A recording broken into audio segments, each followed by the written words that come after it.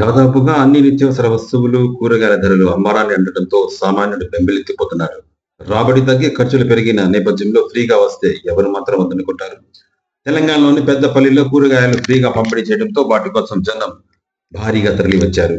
కొన్ని రోజులుగా కూరగాయల మార్కెట్లో హోల్సేల్, రిటైల్ వ్యాపారుల మధ్య వివాదం నడుస్తోంది.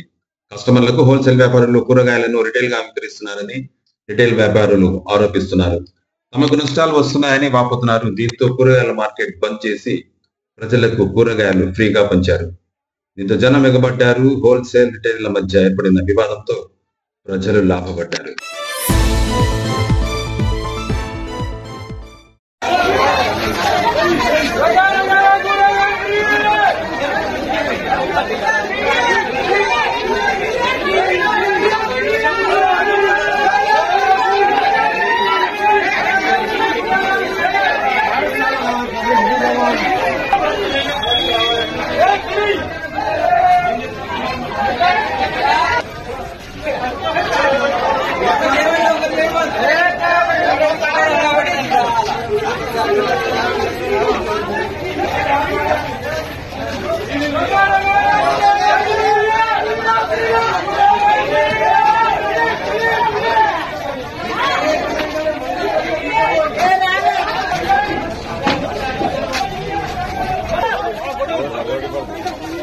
మొత్తం